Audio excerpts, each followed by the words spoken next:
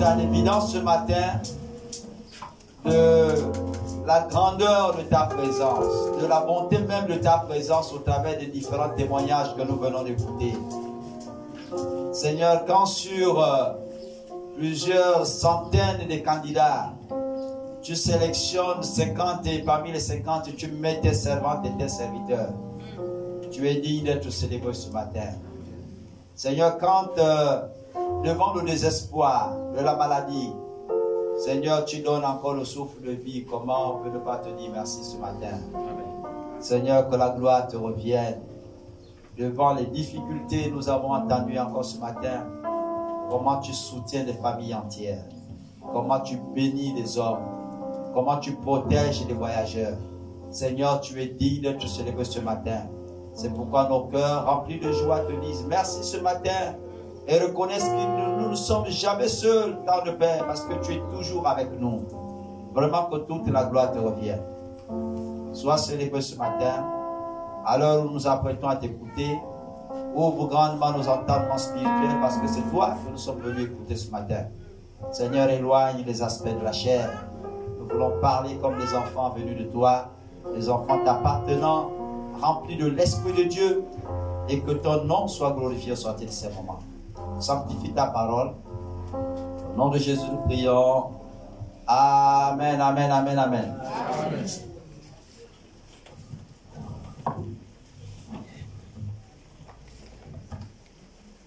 Il m'a donné la vie, il m'a donné la joie.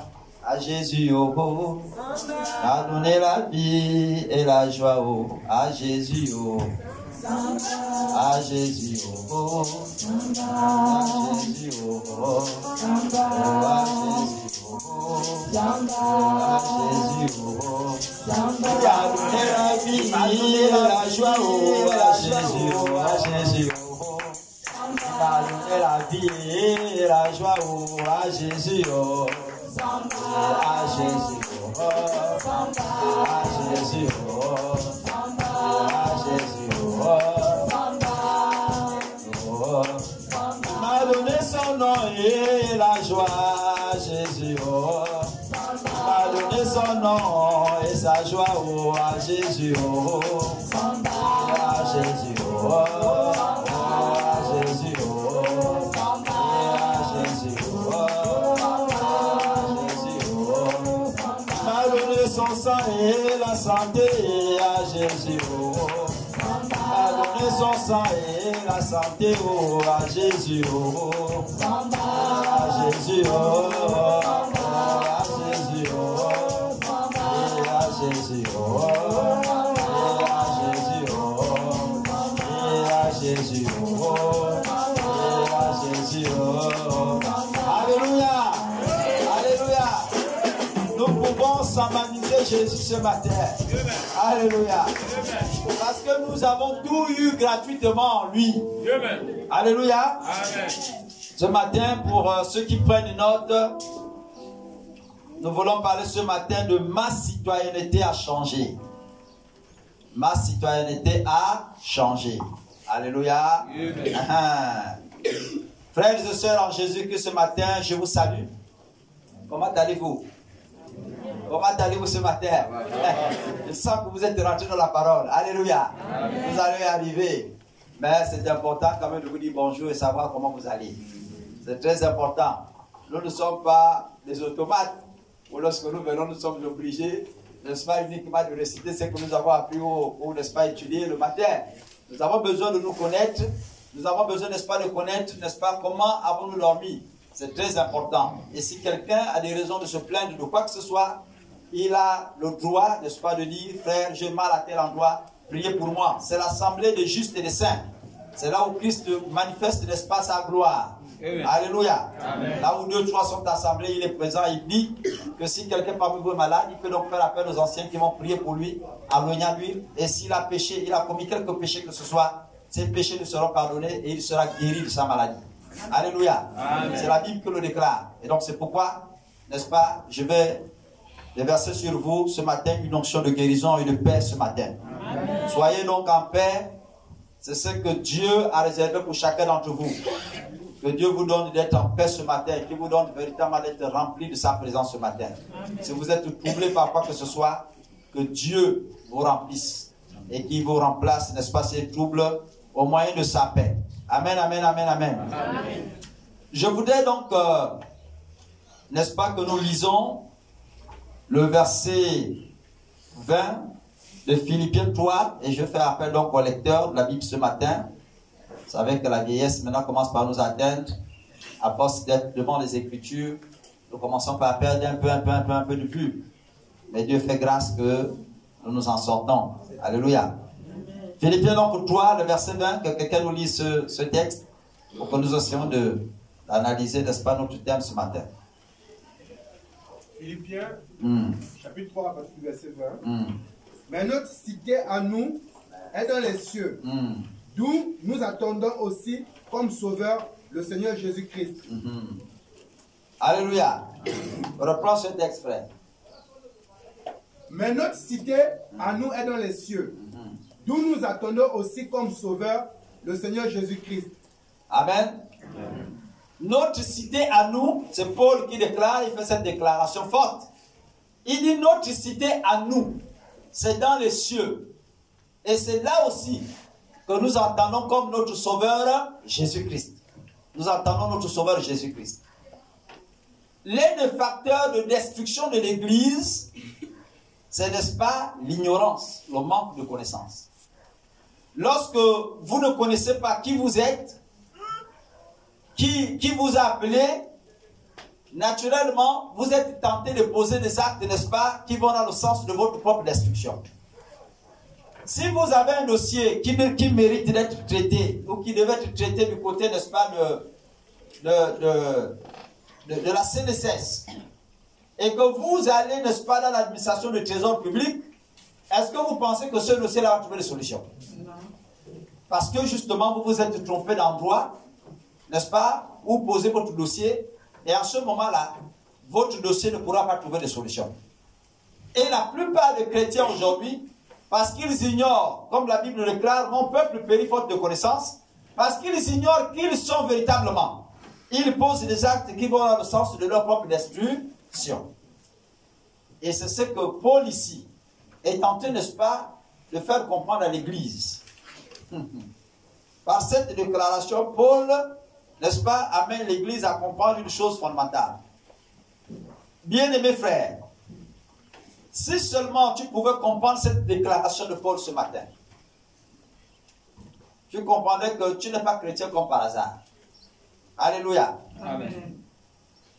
Dès que Dieu pardonne tes péchés, je parle du chrétien, et j'étais en train de rire un peu, de sourire quand papa disait bonjour les chrétiens ce matin. Alléluia. J'étais dans mon petit coin en train de sourire un peu. Je me suis dit, l'homme là, qu'est-ce qu'il est en train de dire là? Oui. Dieu parle à ses enfants, il ne parle pas à n'importe qui. La Bible est écrite, n'est-ce pas, pour les enfants de Dieu. Elle est écrite, n'est-ce pas, pour le peuple d'Israël. Elle n'est pas écrite pour n'importe qui. C'est pourquoi les païens, quand ils comprennent les enseignements, n'est-ce pas, de la Bible, ils ne l'apprécient pas trop bien. Ils estiment que c'est même une folie pour eux. Alléluia. C'est quoi la faute affaire de Jésus est mort pour les biens de tout le monde, pour les péchés de tout le monde? Ça sort d'où ça? Mais Christ, n'est-ce pas, a écrit ces choses. Dieu a écrit ces choses-là pour vous les chrétiens. Ce n'est pas pour eux.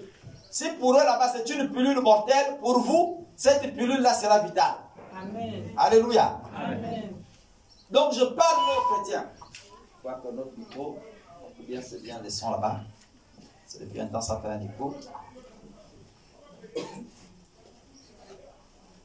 Et donc, Dieu parle, n'est-ce pas, ici, aux chrétiens, donc des personnes qui sont nées de nouveau, qui ont vu leurs péchés être pardonnés. Et il nous fait comprendre ici que, bien aimés, nous ne sommes plus citoyens de ce monde. Que notre citoyenneté a totalement changé. Que lorsque nous devenons chrétiens, donc nés de nouveau, nous changeons de citoyenneté. Vous n'êtes plus les hommes de ce monde. Vous devenez automatiquement un citoyen du ciel. Alléluia. Amen. C'est pourquoi vous devez comprendre une chose. C'est qu'en tant que citoyen du ciel, je veux bien marquer une pause là-dessus pour dire que les chrétiens, pour la plupart du temps, ils se sont plantés ou se sont fait beaucoup du mal parce que lorsqu'ils ont des problèmes, ils ignorent qu'ils ont une identité particulière, une identité céleste. Et au lieu donc de fléchir leurs genoux, n'est-ce pas, auprès de ce Dieu-là qui leur a appelé, ce Dieu redoutable et grand qui leur a appelé, la plupart du temps, ils passent du temps à aller pour raconter leur misère, n'est-ce pas, aux païens même qui ne connaissent pas comment il faut faire pour les aider, les orienter. Ils passent donc du temps à aller pour raconter leur vie à n'importe qui. Alléluia. Et ça fait que vous êtes surpris de voir que vous n'avez pas de solution. J'étais hier avec un frère au téléphone. J'étais hier avec un frère au téléphone et il me présentait la situation de son mariage. Comme je l'ai écrit, c'est un frère, il a des bébés. C'est un des frères merveilleux. Vraiment, je vous le dis, un des frères merveilleux que je connais, j'ai pu connaître dans ma vie. À Libreville, on a fait connaissance quand j'exerçais avec eux au niveau de la cellule du PK8. Mais ce frère-là, j'ai rarement vu des gens aussi bien, sinon aussi bons que ce frère-là. Vraiment prêt à servir. Aimant le Seigneur, vraiment très peu, j'ai envie de dire, sont dans ce registre-là. Et le frère a partagé son sentiment à l'endroit d'une sœur, et la sœur également est tombée d'accord avec lui. Et donc, il se passe que la sœur avait des difficultés au niveau du ventre, des fibromes, etc. Et de là, elle a été opérée. C'était donc avant même que... Enfin, ils ne sont pas encore mariés. Hein, donc, avant même que les parents... Parce que les parents devaient s'apprêter maintenant à aller déposer la dot. Il a déjà tout acheté. Il m'a dit, frère, tout est acheté. Vraiment, on m'y comprend. Tout ce qu'ils ont demandé là, la liste là, elle est déjà là. Tout est déjà acheté. Et il m'a dit... Donc, au moment où nous sommes en train de nous apprêter, c'est là que le ventre de la soeur déclenche. Et c'est là qu'il apprend que la soeur donc avait des soucis de fibromes et ainsi de suite et tout ça. Elle va donc être opérée à l'hôpital militaire. Et puis, quelques temps plus tard, bon, son papa, le père de mon frère, là, lui, il fait dans la médecine. Et donc, quelques temps plus tard, n'est-ce pas, après l'enseignement que le père a, cette femme-là ne peut pas faire d'enfant. Et donc, la mère de l'enfant, donc de mon frère, et son père se sont dirigés contre ce mariage. Ils ont dit jamais. Nous, si tu veux qu'on t'apporte une bénédiction pour le mariage, là, tu pars, tu pompes d'abord grossesse. Dès que tu viens là, non, on te dit amen, va te marier.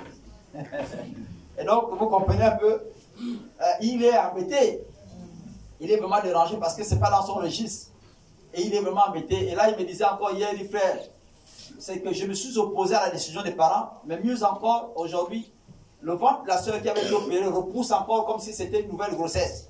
Donc je ne comprends rien, c'est vraiment embêtant, ça me dérange, je ne comprends pas faire, je veux me marier. Et puis donc on est resté un peu à bavarder longtemps. Après je lui ai dit, frère, toi tu n'es pas n'importe qui. Tu as un père qui apporte des solutions. Si c'est elle la femme, Dieu permettra que tu te maries avec elle. Amen. Mais ne t'oppose pas à la décision de tes parents. Je lui dis, ne sois pas en rébellion contre tes parents. Vous comprenez? Parfois les enfants là, quand les parents disent non là, Dieu peut aussi utiliser leur nom. Vous comprenez ça? Je leur dis, comment voudrais-tu que ces hommes-là qui t'ont mis au monde, qui t'ont donné l'éducation que tu as aujourd'hui, tu travailles parce qu'ils ont tout fait pour faire de toi, n'est-ce pas, un monsieur digne de ce nom. Tu as appris, ce sont eux qui ont payé tes études, ils ont tout fait, ils ont même utilisé de leur relation pour que tu aies aujourd'hui le travail. Comment voudrais-tu qu'ils se lèvent un matin pour dire, on ne veut pas que tu te maries? Et je me souviens que pendant que tu es au montant Libreville, c'est toi qui allais même prendre l'argent des loyers de maman. Maman t'envoie, c'était même pas papa. Maman t'envoie aller prendre l'argent des loyers. Tous tes frères étaient là, tes aînés étaient là. Je n'ai pas vu maman envoyer quelqu'un là-bas, c'est toi qui allais prendre l'argent. Donc ça veut dire qu'elle a entièrement confiance en toi. Tu es l'un des fils en qui ils ont mis placé une confiance. Donc, ils ne peuvent pas eux aussi accepter que tu rates ton mariage. Donc je leur dis, frère, prie le Seigneur. La solution là, ce ne sont pas les hommes qui vont apporter ça. Si c'est elle qui est la femme, Dieu va t'ouvrir les yeux, tu la verras. Vous allez vous marier. Alléluia. Mais si ce n'est pas elle là, frère, tu verras, Dieu aussi va permettre que le mariage là n'ait pas lieu. Mais ne pleure pas. Parce que si tu pleures pour avoir raté ce que tu estimes comme étant le soleil là, frère, tu vas pleurer de plus belle encore. Quand tu vas la prendre et que tu te rendras compte qu'elle n'était pas brune, elle est noire dans la maison. Alléluia. Vous savez, les autres disent que tout ce qui brille là n'est pas or. Vous comprenez ça? Je le dis, attention frère. Vous-même pour toi maintenant là. Vous-même pour toi maintenant là. Commencez par prier pour être sûr que le soleil là ne sera pas les ténèbres dans la maison. Que de prendre un faux soleil qui va se noircir dans ta maison et tu ne verras plus rien du tout. Ce jour-là, c'est-à-dire, je le dis, tu vas pleurer là comme quelqu'un qui pleure un cadavre. Tu sais, quand on pleure un cadavre, tu pleures que tu sais qu'il ne va plus jamais se réveiller. Donc la situation est telle que tu t'es déjà condamné, tu ne pourras plus jamais les changer, donc c'est fini pour toi. Vous comprenez ça? Je le dis donc, il vaut même pour toi maintenant régler le problème. Et tu as une solution, la solution c'est Christ. Alléluia. Et c'est pourquoi Paul dit ici, il dit, votre identité est désormais céleste. Vous n'avez pas une identité terrestre. Ce qui fait que les chrétiens, pour la plupart, nous échouons. Pourquoi? Parce que on pleure n'importe où et n'importe comment. Là où nous allons déposer nos dossiers, présenter nos problèmes, ce n'est pas cet endroit-là qui est, n'est-ce pas, apte à pouvoir recevoir vos dossiers et vos problèmes. C'est dans la présence de Dieu que vous êtes appelés à aller déposer vos soucis et vos fardeaux. Il dit, venez à moi. Jésus ne dit pas, allez à tel endroit. Il dit, venez à moi, vous tous qui êtes chargés et fatigués. Et en ce moment-là, je vous donnerai du repos. C'est ce que Christ dit. Et Paul ici rappelle à l'église, il dit, votre citoyenneté, elle est céleste. Amen. Vous avez une identité particulière. Amen. Alléluia. Amen. Vous n'êtes pas n'importe qui. Vous êtes de la race supérieure. Alléluia. Amen. Et je ne sais pas si l'église comprend ça. Amen. Bien aimé, vous êtes de la race supérieure. Il y a un phénomène de basculement lorsque vous devenez enfant de Dieu, chrétien. Et Christ, qui savait bien ce phénomène, dit à Nicodème, il dit, Nicodème, si tu nais de nouveau, il dit, si tu nais de nouveau, alors tu verras la grâce de Dieu, tu verras comment Dieu va se manifester en toi. Il dit, mais comment moi je vais encore naître de nouveau? Toi, tu ne sais pas que je suis déjà né une seule fois, je vais encore repartir dans le ventre de ma mère. Jésus dit, mais tu n'as pas compris le principe. Alléluia. Amen. Il y a ta naissance physique, oui, mais il y a la naissance spirituelle. C'est celle-là qui t'amène à basculer, n'est-ce pas, de ce monde charnel pour le monde spirituel, donc céleste dont nous parlons. Alléluia. Amen. Donc lorsque vous devenez enfant de Dieu, comme disait papa, bonjour les enfants de Dieu, bonjour les chrétiens, lorsque vous devenez enfant de Dieu, il y a, n'est-ce pas, un basculement d'identité. Vous basculez, n'est-ce pas, de homme charnel pour homme spirituel ou femme spirituelle. Et ça fait en sorte que lorsque vous devenez désormais chrétien, vous exposez vos problèmes dans la présence de celui que vous appelez à la grandeur de sa spiritualité, il va apporter des solutions. Amen. Parce que vous le connaissez, il vous connaît. Amen. Alléluia. Amen. C'est important de savoir. N'allez pas poser vos problèmes n'importe où. Parce que votre citoyenneté a changé. Vous bénéficiez de ce que l'on appelle l'humilité, n'est-ce pas? Les autres appellent ça l'humilité parlementaire ou présidentielle, je ne sais pas trop quoi. Mais vous bénéficiez de l'humilité, n'est-ce pas, céleste. Amen.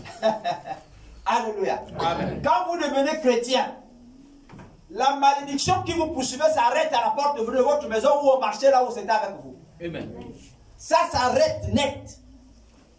Parce que le diable vient de comprendre que celui que je suis en train d'attaquer là, il n'a pas mon identité. Écoutez, vous avez déjà vu les hommes maudire les animaux? Vous avez vu l'homme, il vient, il maudit l'animal, la gazelle là. Je te maudis. Désormais, tu vas souffrir de lèpre. Vous avez déjà vu ça?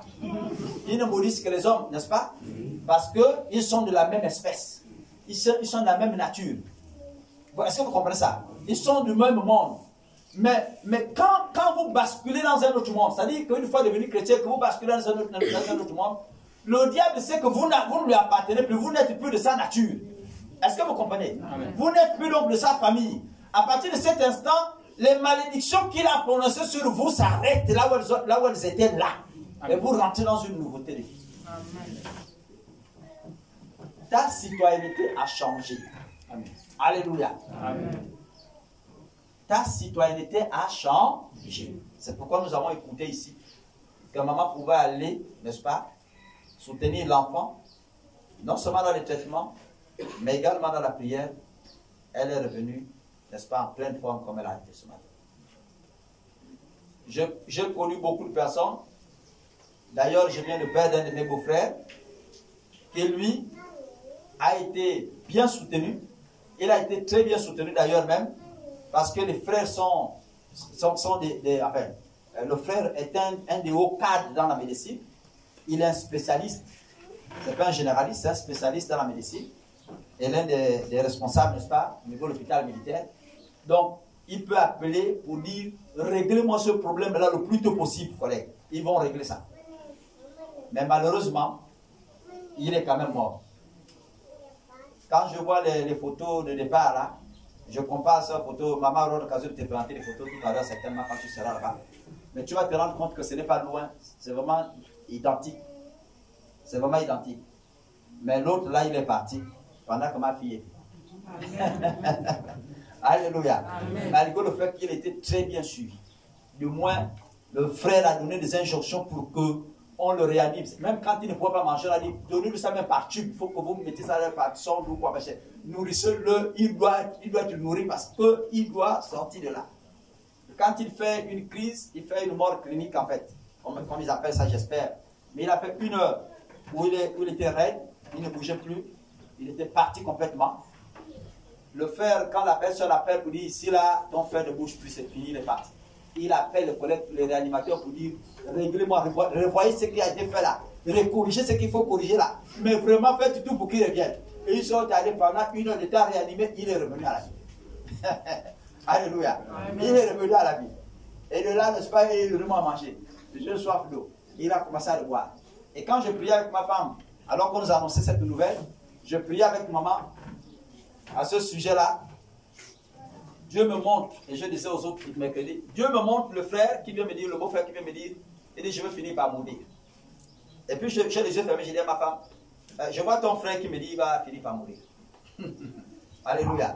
Ce n'est pas du fétichisme. Ça, c'est votre identité céleste qui vous permet de voir ça. Amen. Alléluia. Amen. Vous allez courir chez les Nganga, là, Dieu parle. Amen. Alléluia. Amen. Et là, il me dit lui-même, il vient me voir, il dit, je vais finir par partir. J'ai dit à ma femme, pendant qu'il me balance ça là, je lui dis, je vois ton frère qui est là devant moi, il me dit qu'il va finir par mourir.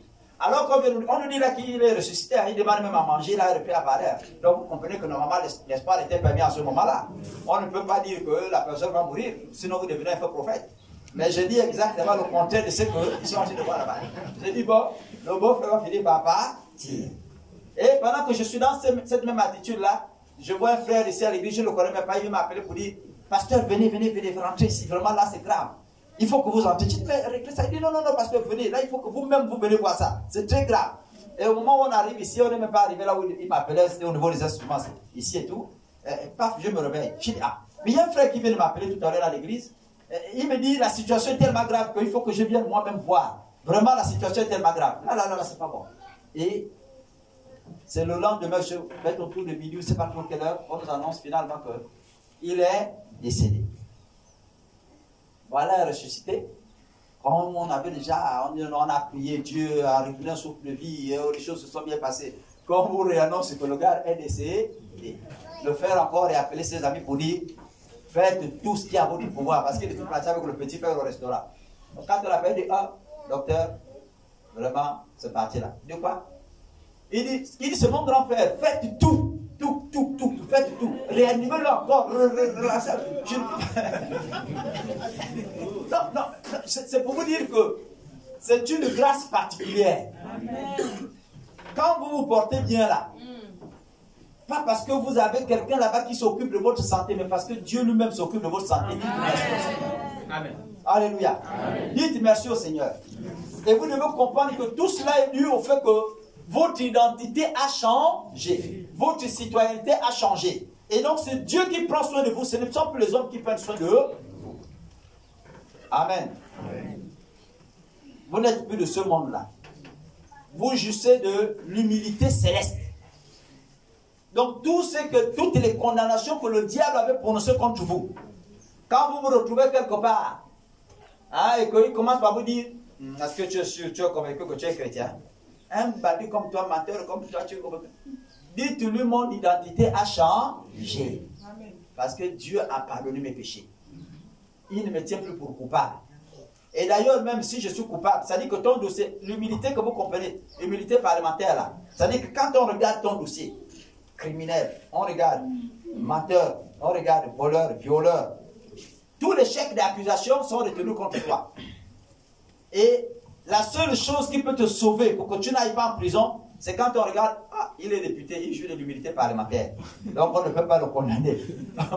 On peut prononcer des sentences, mais le condamner, le mettre en prison, pour le moment, on ne peut pas. Est-ce que vous comprenez ça? Amen. Donc, jusqu'à ce que ton humilité parlementaire, c'est-à-dire que ça ne prenne fin.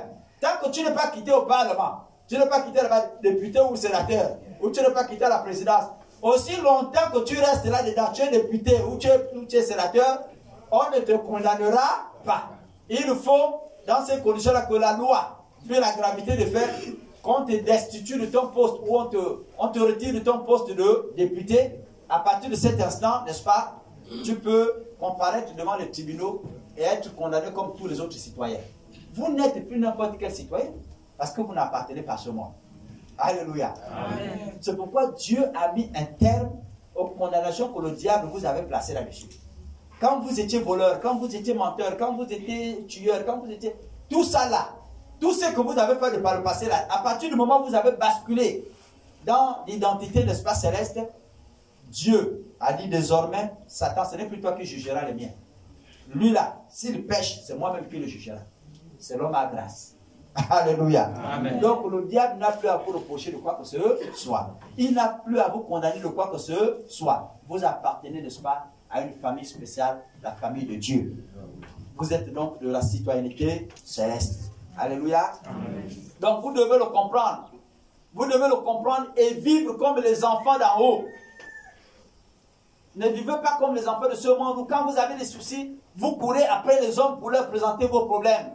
Ne vivez pas comme les enfants de ce monde où quand vous avez des problèmes, vous ne savez pas fléchir les genoux dans la présence de votre Dieu. Vous allez courir, n'est-ce pas, après les païens. Oh voilà, c'est comme a dit. Oh voilà, c'est comme a fait là-bas. Oh voilà. Non, vous avez un Dieu capable de basculer les choses en votre faveur.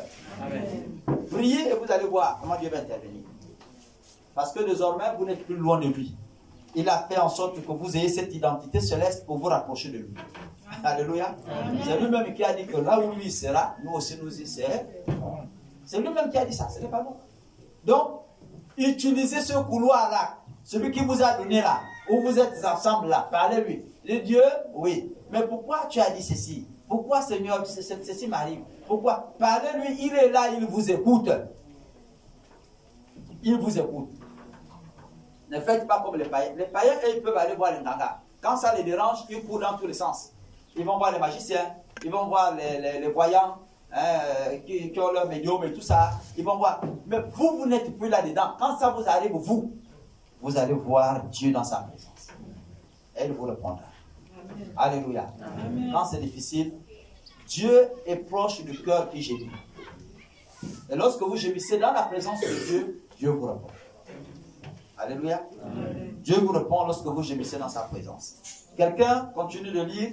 Nous allons lire Ephésiens 2, 4 à 6.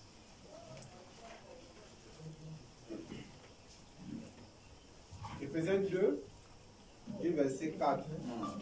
Mais Dieu, qui est riche en miséricorde, à cause du grand amour dont il nous a aimés, nous qui étions morts par nos offenses, nous a rendu la vie avec Christ. C'est par grâce que vous êtes sauvés. Il nous a ressuscités ensemble et nous a fait asseoir ensemble dans les lieux célestes en Jésus-Christ. Amen. Amen. Il, n'est-ce pas, nous a ressuscités ensemble pour que nous nous asseyions dans les lieux célestes en Jésus-Christ. En d'autres termes, nous sommes assis là où Christ est assis. Alléluia. Amen. Ça, c'est désormais là où vous êtes, le lieu où vous vous trouvez. Vous êtes assis à côté de Christ. Là où Christ est assis, vous êtes assis. Donc, apprenez, le problème des chrétiens, je disais, c'est l'ignorance de votre identité. Quand vous ne connaissez pas qui vous êtes, à partir de ce moment-là, vous posez des actes d'ignorance.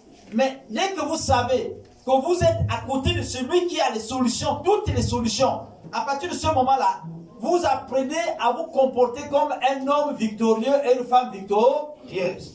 Amen. Votre difficulté est à ce niveau-là.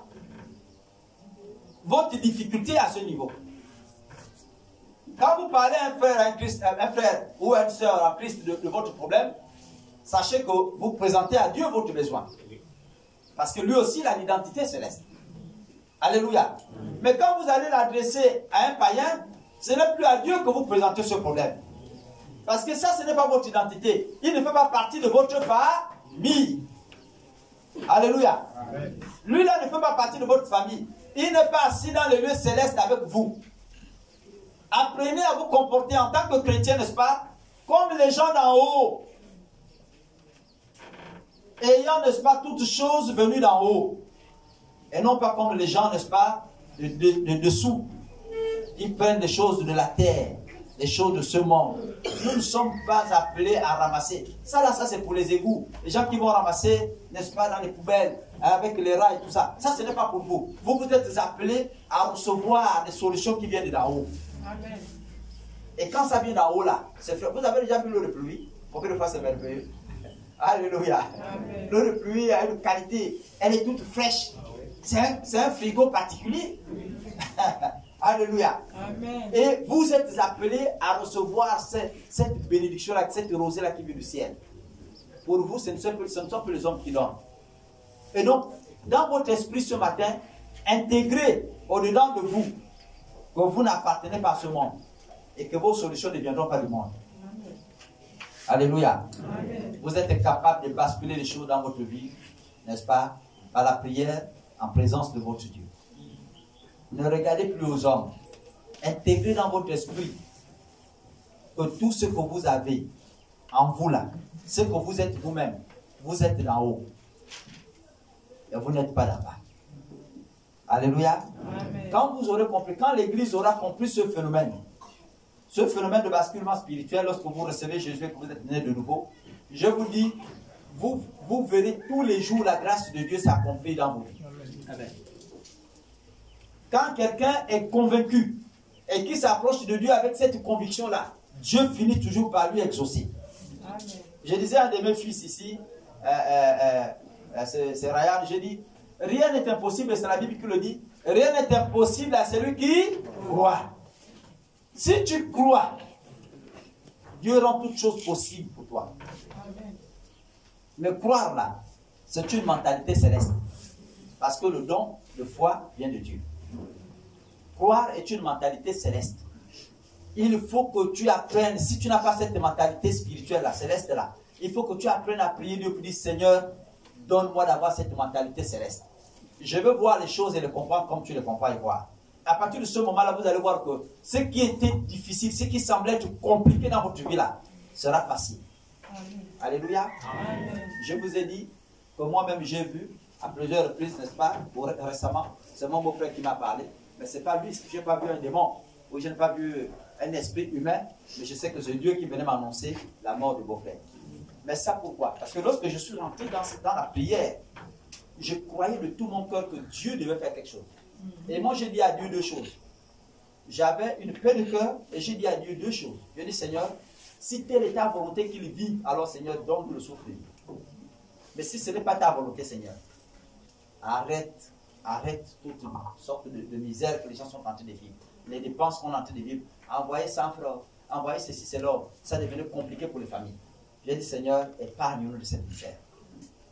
Et comme j'étais sincère dans ma prière, dans ma demande, Dieu m'a révélé ces choses. Et ma femme m'a dit, tu sais, chérie, quand j'ai prié le soir en entrant, avant de dormir, j'ai entendu une voix qui m'a dit au fond du cœur qu'il va mourir. J'ai dit, comme Dieu t'a confirmé, ça c'est pas un problème. Si c'était seulement moi-même, là, tu dirais, tu vas zigouiller le beau-frère. Il ne manque pas toujours la Alléluia. Dans la belle famille, il faut quitter le problème. J'ai déjà. Papa, il faut faire grâce. Dieu fait grâce, papa. Nous sommes les enfants de Dieu, les frères et sœurs.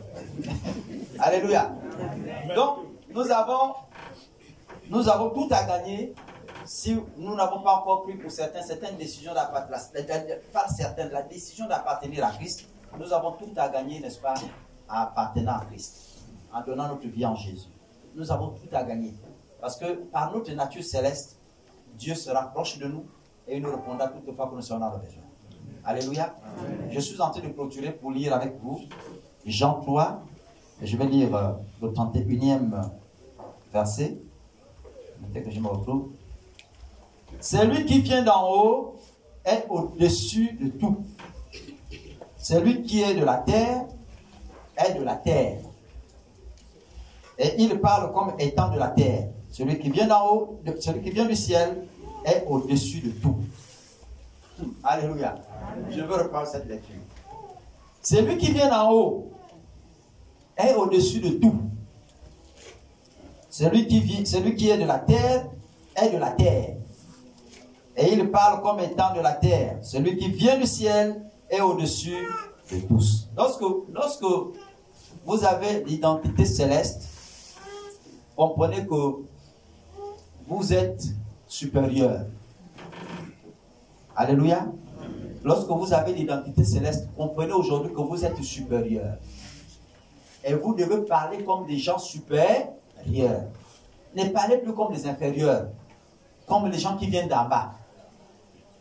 Quand vous êtes en face d'un esprit, parlez-le comme son supérieur. C'est pourquoi la Bible, lorsque Dieu parle au peuple d'Israël, n'est-ce pas, il s'est toujours adressé à l'Église comme étant « Ainsi parle l'Éternel ». Il ne dit même pas ainsi parle Dieu, parce qu'il y a beaucoup de dieux, mais il dit l'Éternel, pour montrer la grandeur de celui qui vous parle. Il dit « Ainsi parle l'Éternel, le Dieu d'Israël ». Et là, il précise maintenant le Dieu d'Israël. Votre Dieu est supérieur. Considérez-vous comme étant des supérieurs. Vivez comme étant des êtres, n'est-ce pas, supérieurs. Et vous allez voir toutes choses supérieures s'accomplir dans vos vies. Alléluia. Amen. Mais si dans votre mentalité, vous intégrez des bassesses, où vous voyez les choses, non, Dieu est capable de faire telle chose, non, il n'est pas capable de faire telle chose. Est-ce que réellement, quand je parle à Dieu, m'écoute? Lorsque vous voyez les choses comme ça, de manière compliquée spirituellement pour vous-même là, dites-vous bien que vous ne verrez rien de la part du Seigneur. La grâce de Dieu ne sera pas votre partage. Alléluia. Amen. Nous avons lu tout à l'heure que, n'est-ce pas, nous avons tout par la grâce de Dieu. Dieu nous fait grâce. Ce n'est pas parce que vous êtes les plus saints. Honnêtement, si on parlait devant Dieu, on dit, qui de nous est saint là? Levez la main, qui de nous est saint? Honnêtement. C'est-à-dire que si Dieu pouvait te donner l'occasion de voir le film de ta semaine, combien de fois tu as péché, combien de fois tu as menti, combien de fois tu as volé, combien de fois tu as trahi, combien de fois tu as mal pensé de quelqu'un, si Dieu nous donne l'occasion, toutes nos mains là seront comme ça. Les mains seront attachées. Personne ne lèvera sa main ici. Même nous les bergers là, même vous, on peut se lier. Alléluia. Amen. Mais Dieu, parce que je sais dans ma mentalité, parce que je sais que je ne suis pas saint à cause des efforts que je fournis, mais parce que Dieu m'a donné cette grâce-là d'avoir l'identité céleste, alors je peux lever la main. Alléluia. Amen. Je suis sauvé pas par mes œuvres, c'est par la grâce de Dieu.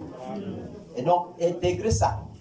C'est pourquoi il dit ici là que vous là, comprenez bien que celui qui est céleste doit raisonner comme un céleste. Donc un homme qui vient d'en haut. Et celui qui est terrestre aussi parle comme un terrestre, un homme qui est en bas. Il voit les choses aussi en petit format et tout ça, machin. Mais vous voyez les choses toujours en grand. Et vous allez voir le Dieu accomplir des grandes choses dans vos différentes vies. Alléluia. Amen. Je vais donc nous inviter à prier un moment. La Bible déclare que le chrétien est comme le vent.